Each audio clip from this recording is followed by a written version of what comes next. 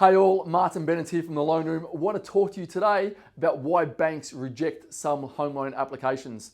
We're going to go through a few points that may give you an understanding of why this might have occurred to you or somebody you know, and also the best ways to rectify the situation.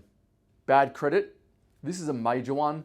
Often people don't even know that maybe 2 or 3 years ago they had an experience with a telco, with a water company, or some creditor, and they actually didn't pay it on time and they owe them money, or this is just simply paid too late and it's marked your credit report. In these circumstances, that can be fixed and rendered quite often, but it can be a tedious process. Another reason is, and this will sometimes happen for first home buyers, is you don't actually have any savings. Now you might have some money put aside, but quite often banks want to see this done as what's called genuine savings. That's typically 5% of the purchase price shown in savings for over a 3-month period, so that they can see some consistency throughout that. So unless you have a guarantor, in these sort of circumstances, your loan can get declined if all you have is a lump sum of money going straight into the bank. Another reason why sometimes your mortgage might get declined is your job history. These days, with people being more transient with their employment, banks are more accepting of people who change jobs often, but what they don't want to see is a gap.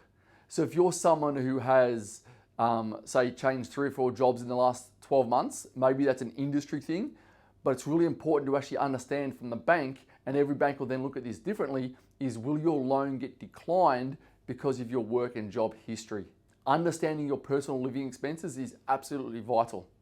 So let's just pretend, and this actually happens quite a bit, that you've just guessed that your living expenses are $2,500 a month. You haven't actually checked them, that's just what you assume that they are. When the bank gets your documents, most banks now actually ask for 3 months of bank statements showing your living expenses. Quite often we'll see that about $4,000 a month.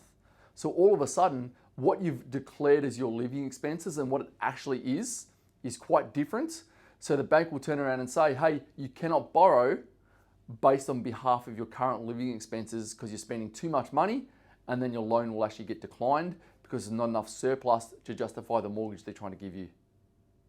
Listen guys, there's many other reasons why a loan can get declined.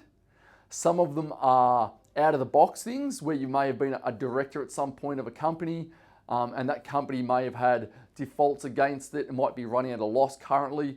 So with these types of things, it's really important to reach out to your mortgage broker, come and see us at the Loan Room, and we can actually go through and understand, hey, what is the best way for you to move forward so you can actually get a mortgage. As always, if you have any questions, if you want to sit down with myself or one of our team, please reach out. We're always here to help.